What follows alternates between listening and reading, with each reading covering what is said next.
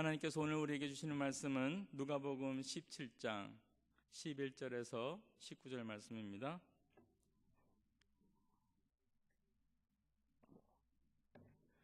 누가복음 17장 11절에서 19절 말씀 제가 봉독해 드리겠습니다. 예수께서 예루살렘으로 가실 때에 사마리아와 갈릴리 사이로 지나가시다가 한 촌에 들어가시니 문둥병자 10명이 예수를 만나 멀리 서서 소리를 높여 가로되 예수 선생이며 우리를 긍휼히 여기소서 하거늘 보시고 가라사대 가서 제사장들에게 너희 몸을 보이라 하였더니 저희가 가다가 깨끗함을 받은지라. 그 중에 하나가 자기의 나은 것을 보고 큰 소리로 하나님께 영광을 돌리며 돌아와 예수의 발 아래 엎드려 살해하니 저는 사마리아이니라. 예수께서 대답하여 가라사대 10사람이 다 깨끗함을 받지 아니하였느냐? 그 9은 어디 있느냐? 이 이방인 외에는 하나님께 영광을 돌리러 온 자가 없느냐 하시고 그에게 이르시되 일어나 가라, 내 믿음이 너를 구원하였느니라 하시더라. 아멘. 오늘은 하나님을 영화롭게 하는 감사 예배라는 제목으로 함께 은혜를 나누고자 합니다. 오늘 본문을 보면 예수님께서 사마리아와 갈릴리 사이에 이렇게 지나가시다가 한 촌에 들어갑니다. 거기서 문둥이 10명을 만나죠. 그래서 이들을 고쳐주는 사건이 기록되어 있는데, 오늘 이 본문을 통하여서 우리가 믿음의 간구에 대해서, 그리고 감사가 얼마나 하나님께 영광을 돌릴 수 있는 그런 예배인지 함께 나눠보고자 합니다. 첫 번째, 믿음의 간구입니다. 문둥병 10명이 예수님을 보았을 때 그들의 반응은 참으로 간절한 그런 모습이었어요. 예수님께 뭔가 간절히 말하고자 하는 그런 모습이었습니다. 13절을 보면 이렇게 되어 있잖아요. 소리를 높여 예수 선생이여 우리를 긍휼히 여기소서라고 외쳤다고 해요. 여기서 선생님은 티처가 아니고 마스터입니다. 마스터라고 부르는 의미는 그분이 모든 것을 통치하고 해결할 수 있는 능력의 분이라는 것을 믿고 부른 것이에요. 즉 그들은 예수님께서 자기의 문둥병을 치료할 수 있는 능력이 있다고 믿은 것입니다. 어떤 이런 믿음이 생겼을까요? 누가복음 5장 12절에서 13절을 보면 예수님께서 그때도 문둥병을 고치신 사건이 기록되어 있어요. 믿음은 들음에서 난다고 하죠. 이들이 이 소문을 듣고 예수님께서는 반드시 자신들의 문둥병도 고칠 수 있다는 믿음을 갖게 된 거예요. 그렇기 때문에 예수님을 보자마자 이들은 우리를 긍휼히 여기소서라고 소리 높여서 외친 것이죠. 예수님께 가까이 가고 싶었겠죠. 그런데 율법상 그들은 일정한 거리를 유지해야 돼요. 한 45m 정도를 사람하고 거지를 두고 했어야 됩니다. 그렇기 때문에 가까이 갈 수 없기 때문에 더 간절한 외침을 한 거예요. 우리를 주목해 주십시오 이거죠. 그리고 오늘 이 순간 주님을 만나지 못한다면, 주님의 어떤 긍휼을 입지 못한다면 다시 기회가 없을 거라는 마음 때문에 그들은 절실했습니다. 믿음의 확신과 주님이 아니면 안 된다는 그 절실한 마음, 여기서 나온 간구죠. 주님께 이 기도를 드리는 것입니다. 우리는 이런 기도를 본받아야 돼요. 우리의 기도는 어떻습니까? 우리는 성경을 통해서 오늘도 보잖아요. 기도 응답을 봅니다. 그리고 신앙 서적을 통하여서도 우리의 믿음의 선배들이 얼마나 많은 기도를 했고 그들이 얼마나 많은 기도의 응답을 받았는지를 우리가 들어왔어요. 우리는 들어서 압니다. 기도하면 반드시 응답하시는 그 하나님. 그런데 우리 안에 절실함과 간절함이 부족하다는 것이죠. 문둥병자들처럼 정말 주님이 아니면 이 문제를 해결할 수 없다라는 마음이 부족한 거예요. 왜요? 다른 방법이 있을 것 같거든요. 사람을 통해서 한번 얘기해보지, 아니면 또 우리의 가지고 있는 물질을 사용해서 어떻게 해보지, 인맥을 통해서 아니면 다른 방법을 통해서 이런 걸 갖고 있기 때문에 절실함이 부족하다는 것이에요. 주님은 어떤 기도보다도 절실한 기도, 그리고 하나님을 믿고 간구하는 기도를 원하십니다. 우리는 많은 성경과 신앙서적을 통해서 들었음에도 불구하고 주님께서 우리가 기도하면 반드시 응답한다는 거 확신마저도 부족한 것 같아요. 우리는 이런 기도를 본받아야 됩니다. 물론 우리와 형편과 처지를 아시는 주님께서는 우리의 기도의 부족함이, 그리고 우리의 믿음이 부족함이, 우리의 절실함이 부족하다 할지라도 자녀의 필요를 채워주시는 분이기 때문에 응답하시는 좋은 분이에요. 정직하게 한번 우리의 삶을 생각해 보세요. 하나님이 나의 기도를 들어주시고 응답하셨을 때가 꽤 될 것입니다. 내가 지난달에 삶이 실수투성이었지만, 그리고 나 자신의 기도를 보면은 정말 하나님을 믿고 기도했나, 그냥 한 번 기도해봤나, 이런 정도의 기도인데에도 불구하고 하나님께서 응답해 주는 경우가 있을 것이에요. 어떨 때는 게으르게 대충 할 때도 있겠죠. 아니면 마음속에 의심을 갖고 기도할 때도 있어요. 두 마음을 품고, 두 마음을 품으면 안 된다 그렇지만 주님께 두 마음을 품고 과연 들어줄까 하는 의심을 가지고 기도하지만 하나님께서는 우리의 연약함을 아시고 그럼에도 불구하고 응답해 주신 분이 하나님이에요. 너무나 좋은 분이죠. 그런데 우리들이 생각할 것은 이겁니다. 정말 주님께서 원하시는 기도는 문둥병자의 그 마음을 가지고 하는 기도예요. 저분은 틀림없이 내 병을 고쳐주실 거라는 믿음의 확신, 그리고 예수님 아니면 나는 방법이 없다는 절실함, 이 두 가지를 갖고 주님께 열정적으로 매달릴 때 주님은 너무나 기쁘게 응답하신다는 것이죠. 우리에게 이런 믿음과 간절함의 기도하기를 바랍니다. 이런 기도의 간구 때 주님께서 어떻게 응답하셨습니까? 14절에 보면 가서 제사장들에게 너희 몸을 보이라 했어요. 왜 이렇게 만져주시지 않고 그냥 가라 그러셨을까요? 혹시 문둥병이 옮을까 봐요? 그건 아니겠죠? 주님께서 누가복음 5장 12절에서 14절에 아까 말씀드렸죠. 문둥병자를 고치는 장면에서는 직접 손을 문둥병 환자에게 댑니다. 그리고 내가 원하노니 깨끗함을 입으라 이렇게 말씀하셔서 고쳐요. 그러자 그 자리에서 문둥병이 나았습니다. 근데 오늘 본문에서는 손을 대주시지 않고 가서 제사장에게 너희 몸을 보이라고 이렇게 말씀하셨다는 것이에요. 성경에 뭐라고 되어 있어요? 그 다음에 가다가 그들이 깨끗함을 입었다고 되어 있습니다. 바로 예수님한테 기도했던 그 자리가 아니고 가다가였어요. 사실 이 문둥병자들이 원한 시간은 언제입니까? 바로 그 시간이에요. 주님께 간구하면 주님이 이렇게 만져줘서 딱 나버리는 그것을 원했을 거예요. 그랬는데 주님의 응답은 제사장에게 가라죠. 아직 병이 낫지도 않았는데 제사장에게 가라는 것이에요. 구약의 율법은 이렇습니다. 문둥병에 있다가 그가 고침을 혹시 낫게 되면 제사장한테 가서 검사를 맡아야 돼요. 그래서 제사장이 그래 당신 문둥병이 아닙니다 해야지 그는 정상인으로 가족이나 친구들한테 돌아갈 수 있는 것이에요. 예수님은 지금 그거 검사 맡으러 가라는 거예요.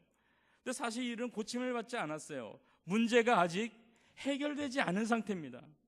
그런데 진단받으러 가라고 말씀하시니까 사실은 예수님 지금 우리를 어떻게 보시는 거예요? 하고 불평할 수 있는 상황이에요. 주님 왜 그러시는 거예요? 하고 원망할 수 있는 상황입니다. 그런데 놀라운 것은 이들이 제사장에게 갔다는 것이에요. 대단한 믿음인 것 같습니다. 아직 문둥병이 낫지 않았고 눈에 보이는 게 아무것도 없는데도 불구하고 순종하는 믿음을 가지고 갈 때 모두 10명이 다 병고침을 받았다는 것이죠. 우리들이 여기서 생각해 봐야 될 것은 이거예요. 우리들이 문제를 가지고 하나님께 기도를 합니다. 근데 주님은 다르게 응답하실 수도 있다는 것이에요. 5장의 문둥병자처럼 바로 그 자리에서 만져주심으로 고칠 수도 있고, 아직 문제가 해결되지 않고 낫지도 않았는데 제사장에게 가라고, 다음 단계로 가라고, 믿음의 발걸음을 뛰라고 이렇게 응답하실 수도 있다는 것이에요. 요한복음 2장에도 비슷한 일이 있죠. 예수님께서 가나 혼인 잔치에 초대를 받아서 가셨어요. 잔치가 막 흥이 나고 있는데 포도주가 떨어지게 됐습니다.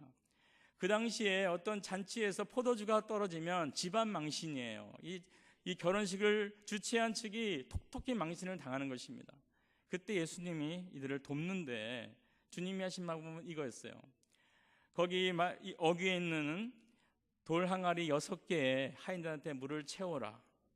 다 채우니까 그 다음에 물을 떠다가 사람들한테 포도주 대신 갖다 주라, 이렇게 얘기하신 거예요. 아직 물채로 있는데 그것을 갖다 주라는 것입니다. 이 하인들이 예수님이 말씀한 대로 순종했을 때 돌 항아리에 물을 떠다가 가져갈 때 물이 변하여 포도주가 된 것 아니겠습니까? 구약에는 어떤 일이 있었습니까? 애굽에서 탈출하여 홍해가 가로막고 있었어요. 두려워하는 이스라엘 백성들에게 모세가 하나님께 간구를 합니다. 그러자 하나님께서 어떻게 하셨어요? 홍해를 쫙 갈라놓습니다. 모세를 통하여서. 그리고 백성들을 건너게 하셨어요. 그런데 요단강을 앞에 두고 동일한 상황인데 그때 하나님께서는 어떤 요구를 하셨어요? 이미 우리 한번 다뤘죠. 아직 홍수로 요단물이 세차게 흐르고 있는데 제사장이 먼저 발을 거기다 넣으라는 것이에요. 길이 나지 않았는데 너희가 발을 넣어라. 그럼 길이 열릴 것이라는 것이에요.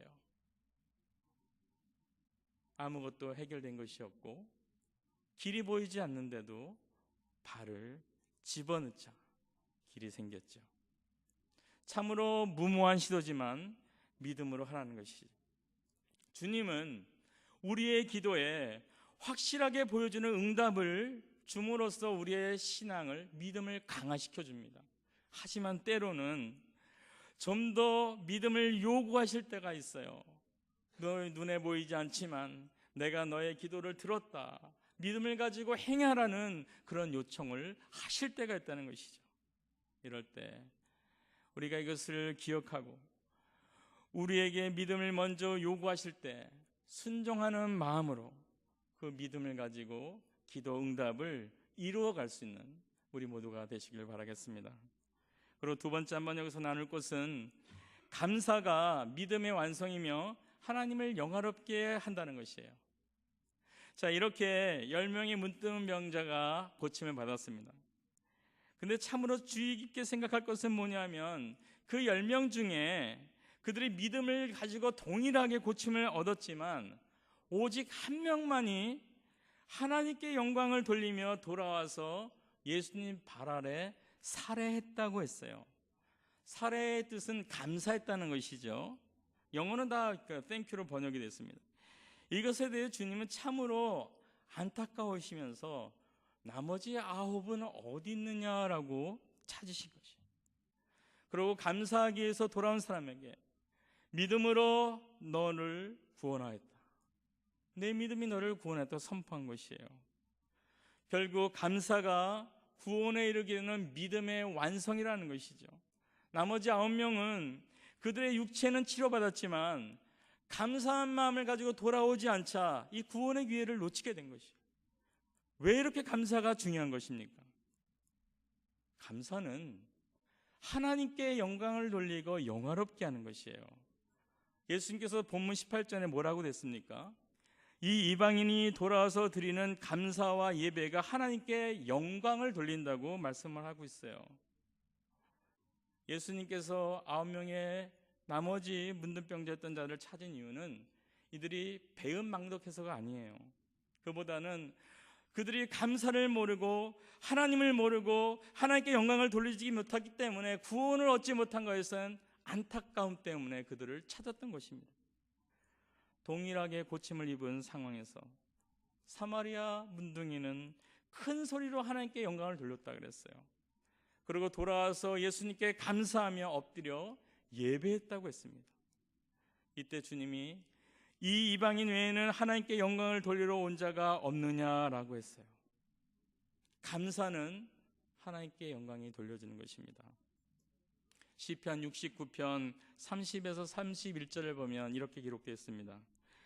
내가 노래로 하나님의 이름을 찬송하며 감사함으로 하나님을 광대하다 하시다 하리니 이것이 소 곧 뿔과 굽인 황소를 드림보다 여호와를 더욱 기쁘게 함이 될 것이라. 무슨 말이에요? 제사보다 감사가 하나님을 더 기쁘게 할 수 있다는 것입니다. 왜냐하면 시편 50편 23절에 감사로 제사를 드리는 자가 나를 영화롭게 하나니 그 행위를 옳게 하는 자에게 내가 하나님의 구원을 보이리라 하는 말씀처럼 감사로 예배를 드리는 자가 하나님을 영화롭게 하기 때문이라는 것이에요.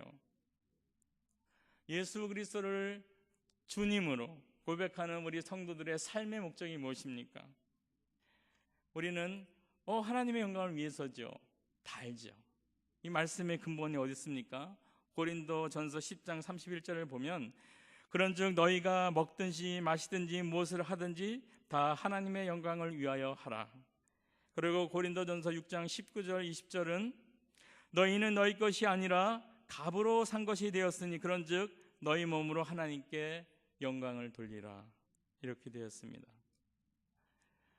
그렇기 때문에 우리가 하나님께 영광을 돌리는 것이 올바른 크리스찬의 목표가 되어야 되는 것이에요.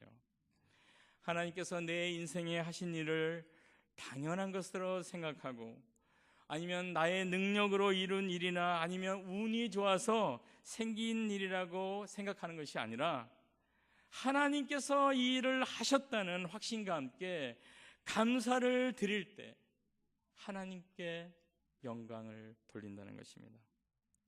이 문둥병 환자는 인생의 큰 기적을 경험했잖아요. 눈에 확실하게 보이는 이 치유를 경험했습니다. 이 큰 것 때문에 이 문둥병자가 감사한 것이 아니냐라는 생각을 할 수도 있어요. 내 인생에도 그렇게 명확하게 완전한 기적이 벌어지면 나도 정말 찬양하고 감사하며 하나님을 위해서 살 거야 라는 마음을 가질 수도 있겠죠. 정말 기적을 보면, 내 인생에 기적이 임하면 하나님께 다 감사를 드릴 것 같습니까? 오늘 성경 본문 보면 그렇지 않은 것 같아요. 이 기적과 은혜를 경험한 9명의 유대인 문둥이, 큰 기적을 보았고 큰 은혜를 받았어요. 그런데 예수님께 돌아오지 않았습니다. 유대인은 어떤 자예요? 하나님을 믿는다고 하는 사람들이에요. 사마리아인은 어떤 사람이에요? 예수님도 이방인이라고 할 정도로 하나님과는 관계없이 멀리 떨어진 사람이 사마리아인이에요. 그런데 오히려 사마리아인 문둥이는 하나님께 감사의 마음으로 와서 예배를 드리고 나머지 유대인 9명은 돌아오지 않은 것이에요. 어디 갔을까요? 이들이 어디 간 것입니까? 이들은 틀림없이 그대로 제사장에게 가고 제사장에게 너희가 다 나았다는 얘기를 들고 가족에게 돌아가기 바빴을 것입니다. 아주 기쁜 시간을 보냈을 거예요. 친구들을 만나고 그동안 못했던 말들 다 하고 가족을 만나서 기뻐하고 행복하게 가족과 시간을 보냈을 것이에요. 이들은 자기가 병 나은 것이 너무 기쁘고 거기에 집중을 했습니다. 그런데 그 병 나은 것 자체가 기쁜 건 사실이에요. 그런데 이들은 누구를 잊어버렸냐 하면 이 병을 낫게 해주신 하나님을 잊어버리고 중요하게 생각하지 않은 것입니다. 오직 고쳐진 자기 몸에만 집중되어 있었다는 것이에요. 하나님께서 고쳐주셔서 참으로 기쁘게 살게 되었는데 그럼에도 불구하고 감사가 없다는 것입니다. 자기 기쁨에 집중돼서 영광을 하나님께 돌리지 않고 오직 기쁘다, 내가 몸이 회복됐다, 내가 이렇게 친구들을 만날 수 있다, 내 가족들과 지낼 수 있다, 이 모습이었습니다. 돌아오지 않는 이들을 향해서 예수님께서 외칩니다. 10사람이 다 깨끗함을 입지 않았느냐? 나머지 9은 어디 있느냐는 것이죠. 그들이 마땅히 와서 감사를 드리고 예배를 드리고 하나님께 영광을 돌려야 되는데 왜 오지 않느냐는 것이에요. 주님께서 이들을 찾는 것입니다. 아담이 범죄한 다음에 하나님께서 아담아 어디 있느냐고 찾았죠. 이처럼 너희 은혜 받은 자들이 지금 어디 있느냐라고 주님이 찾는 것입니다. 문제가 해결된 것으로 만족하고 거기서 기쁨을 누리려 하지 말고 해결을 해주신 그분께 감사와 예배를 드리러 돌아오라는 것이에요. 그리고 너의 영혼까지 구원을 얻으러 돌아오라는 것입니다. 이 9명은 현실적인 삶에서 문둥병의 고침은 받았어요. 근데 그 은혜가 거기까지입니다. 그렇지만 한 명, 감사함으로 하나님께 돌아온 그분은 더 큰 은혜를 받았어요. 19절이죠. 일어나라 가라, 내 믿음이 너를 구원하였느니라. 치유받은 자기 몸, 문제 해결에 초점을 둔 것이 아니고 예수님을 메시아로, 그분을 하나님으로, 주님으로 믿고 와서 감사 예배를 드렸어요. 그때 영혼이 구원되는 은혜가 주어진 것이에요. 이것이 가장 큰 은혜가 아니겠습니까? 누가복음 5장 17절에서 26절을 보면 예수님께서 문둥병자를 고치신 사건이 있어요. 예수님께서 한 집에서 말씀을 전하고 있는데 예수님의 말씀을 듣고 싶은 사람이 너무 많아서 그 입구가 다 막혀버린 것이에요. 근데 사람들이 문둥병자 한 명을 예수님께 데려가고 싶어 했어요. 할 수 없이 뒤로 돌아서 지붕으로 갑니다. 그래서 지붕의 귀화를 벗겨내고 예수님한테 그 문둥병자를 내렸어요. 들것채로. 그때 이들이 기대한 것이 무엇입니까? 문둥병을 고쳐주는 거겠죠. 근데 이들의 기대하는 전혀 다른 말씀을 주님이 하셨어요. 그 성경 20절을 보면 저희 믿음을 모시고 이르시되 이 사람아 내 죄사함을 받았느니라 하시니 라고 했어요. 문둥병자를 메고 온 사람이나 지붕을 뚫고 내려보낸 사람이나 그리고 거기 앉아서 그것을 본 사람이나 문둥병자 자체나 기대하고 예상한 것은 예수님이 자기의 병을 고쳐주는 거였습니다. 그런데 주님은 영혼 구원을 얘기하셨어요.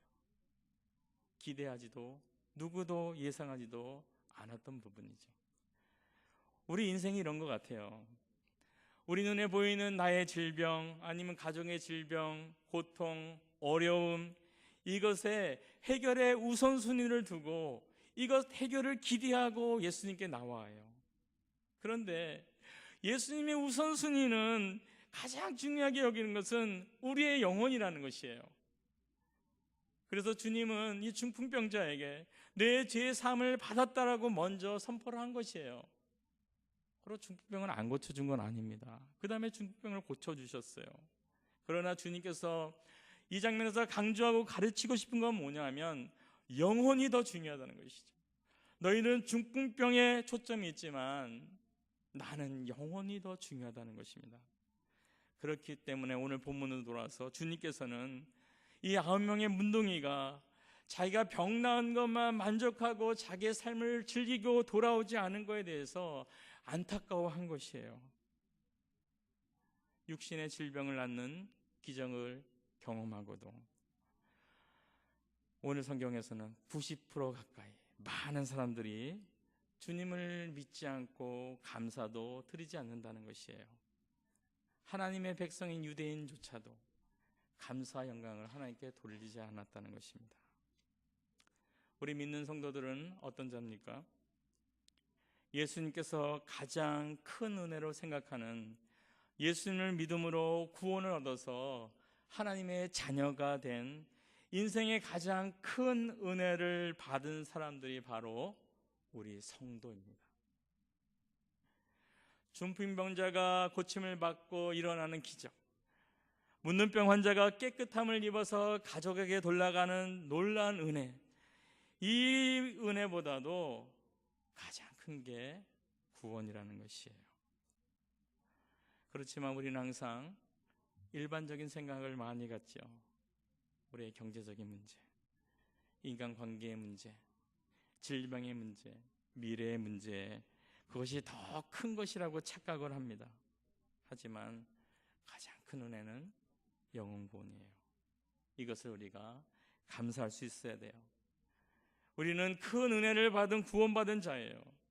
구원을 얻었기 때문에 이제 난 천국에 돌아갈 길을 열어놨다, 기쁘게 내가 즐기며 살아가는 게 아니고요, 거기에 감사가 빠져 있으면 이 믿음은 온전한 믿음이 될 수 없다는 것입니다. 감사를 해야 하나님께 영광을 돌릴 수가 있는 것이에요.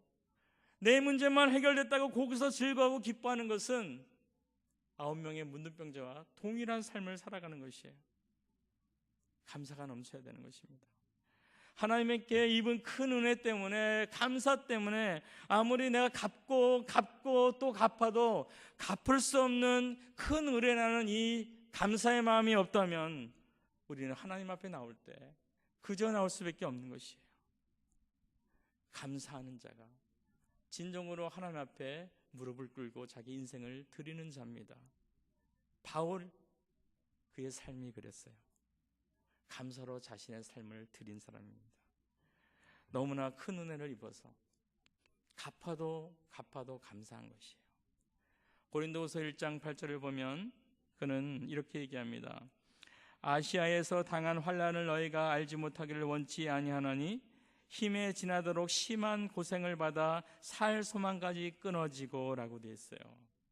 그가 주를 위해 복음을 전하면서 다녔습니다. 그런데 살 소망이 끊어질 정도로 힘든 일을 당했습니다. 그럼에도 불구하고 그가 외친 말씀은 범사에 감사하라예요. 그 고통이 구체적으로 어떤 건지 아세요? 고린도후서 11장 23에서 27절을 보면 이렇게 되어 있습니다.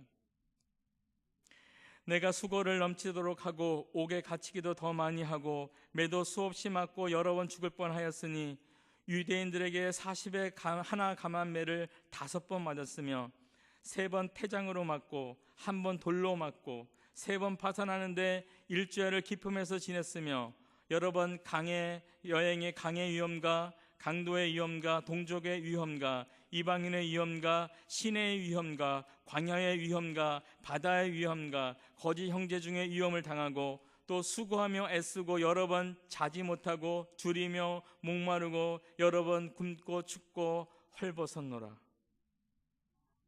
이런 삶 가운데서 그의 권면은 데살로니가 전서 5장 18절이었어요. 범사에 감사하라. 이는 그리스도 예수 안에서 너희를 향하신 하나님의 뜻이라. 이런 어려운 상황을 겪었지만 하나님의 그 큰 사랑이 너무나 크기 때문에, 그 은혜가 너무 컸기 때문에 이것으로도 갚을 수가 없어요. 내가 이런 상황에 닥쳤어도 감사한 것이에요. 그 상황 자체, 고통받는 상황 자체가 감사하다는 게 아니죠. 이런 혹독한 상황이지만 나를 구원해 주신 예수님의 은혜를 생각할 때, 나를 사랑하시는 하나님의 그 사랑을 생각할 때, 지금도 동행하시면서 나를 돕는 성령의 보혜사의 그 은혜를 생각할 때 범사에 감사하다는 고백을 할 수밖에 없다는 것이에요. 그리고 우리에게 이렇게 감사하며 살라고 말씀을 하는 것입니다. 오늘 본문을 볼 때 많은 분들이 일반적으로 그 마음에 참으로 우리의 문제를 해결하고 구원하시는 하나님께 초점이 아니라 해결된 우리의 문제에 초점을 많이 갖고 있습니다.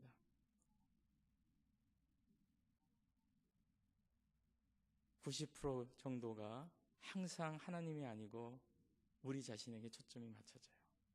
이거는 죄를 짓고 난 우리의 죄성에서 나오는 할 수 없는 상황입니다. 그렇기 때문에 우리가 힘쓰고 애써서 감사하는 마음을 잊어버리지 않도록 노력을 해야 되는 것이에요. 그것이 데살로니가 전서 5장 17, 18절에 연결된 이유예요. 항상 기도하라, 범사에 감사하라. 왜 두 구절이 연결됐을까요? 기도하지 않으면 하나님의 은혜를 잊어버린다는 것이에요. 그분을 내 마음의 중심에 둘 수 없기 때문에 감사하는 삶을 살 수 없다는 것이죠. 기도하지 않으면 하나님의 은혜를 잊어버린다는 것입니다. 그렇기 때문에 기도하라는 것이에요. 기도해야만 우리 안에 감사의 마음을 유지하면서 하나님께 감사의 찬양을 드릴 수 있다는 것이죠. 로마서 1장 18절에서 21절을 보면 불의로 진리를 막는 경건치 않은 사람에 대해서 하나님께서 진노를 내리셔요. 그들이 하나님을 알도록 세상 만물을 통하여서 다 보여줬는데, 그래서 핑계를 댈 수 없는데 그들이 하나님을 거부한다는 것입니다. 핵심 성경 구절이 로마서 1장 21절이에요. 하나님을 알되 하나님으로 영화롭게도 아니하며 감사치도 아니하고 오히려 그 생각이 허망하여지며 미련한 마음이 어두워졌나니. 세상 만물을 통해서 하나님이 계심을 알고 그럼에도 불구하고 하나님을 영화롭게 안 하고 하나님께 감사하지 않은 삶이 바로 믿지 않는 자들의 삶, 불의로 진리를 막는 자들의 삶이라고 얘기를 하고 있습니다. 우리가 주님을 믿는다고 하면서 동일하게 하나님께 영광을 돌리지 않고 감사하지 아니하고 살아간다면 이런 불신자와 다를 바가 없다는 얘기를 하는 것이에요. 주님께서 우리의 이런 모습을 보신다면 참으로 마음 아파하실 것입니다. 차라리 불신자들은 죽을 인생이니까 그대로 심판하면 돼요. 하지만 예수님을 믿는 자는 구원 얻은 백성들이, 가장 큰 은혜를 받은 우리들이 그 은혜를 잊어버리고 감사하는 삶을 잊어버리고 하루하루 나의 기쁨을 위해서 살아간다면 정말 하나님께서는 답답하실 수밖에 없으실 것입니다. 감사를 잃어버린 삶은 메마른 삶이에요. 예레미야 2장 13절에서는 이렇게 얘기하고 있습니다. 생수의 근원이신 하나님을 떠나서 스스로 생수를 얻고자 웅덩이를 파지만 터진 웅덩이 같다고 말씀하세요. 생수의 근원이 하나님인데 이 하나님을 떠나서 내 스스로 뭔가를 해보려고 파지만 결국은 터진 웅덩이 같아서 아무것도 담을 수 없는 웅덩이라는 것입니다. 우리 인생에 남을 것이 없는 그런 삶을 살게 된다는 것입니다. 주님은 우리들이 생수의 근원이신 하나님을 떠나길 원치 않아요. 그 방법은 우리가 받은 은혜에 감사하면서 사는 것이에요. 그러면서 생수의 근원이신 하나님의 은혜를 계속 누리며 우리들이 살기를 원하십니다. 나머지 9은 어디 있느냐? 주님은 마땅히 감사해야 될 사람들을 찾고 있습니다. 오늘도 우리가 감사하며 예배드리기를 원하고 계셔요. 말씀을 정리합니다. 하나님께서는 모든 일을 행하실 수 있다는 믿음의 확신을 가지고, 그리고 하나님이 아니면 이 문제를 해결할 수 없다는 절실함의 기도를 항상 드리길 바랍니다. 그리고 아직 문제 해결이 되지 않았지만 하나님께서 믿음으로 나아가라 할 때 순종함으로 기도의 응답을 이루어갈 수 있는 우리들이 되기를 원해요. 하지만 이것으로 끝나는 게 아니고 이런 믿음을 통한 기도에 대해서 응답을 받았을 때 진정으로 감사함으로 하나님께 영광을 돌리지 않는다면 의미가 없는 것이라는 것이죠. 구원이라는 가장 큰 은혜를 이미 받은 우리들, 갚아도 갚을 수 없는 참으로 그 큰 사랑과 은혜의 빚진 자라는 것을 기억하고 쉬지 않고 기도함을 통해서 감사하며 살아가서 아름다운 열매와 하나님께 영광을 돌리는 그런 은혜의 삶을 살아갈 수 있는 우리 모두가 되길 바라겠습니다. 우리 함께 기도하겠습니다.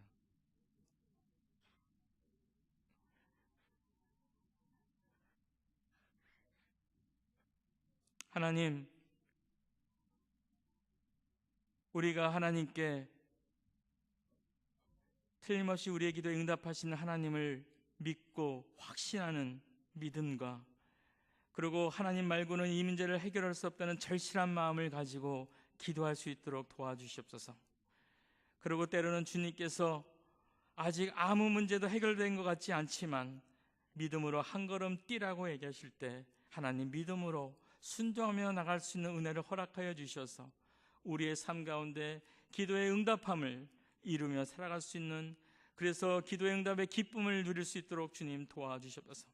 하나님, 하지만 이 기쁨이 우리 자신만을 누리고 문제 해결에만 초점을 두고 있는 것이 아니라 진정으로 문제를 해결해 주신 그 하나님을 기억하고 감사함으로 연결될 수 있도록 도와주시옵소서.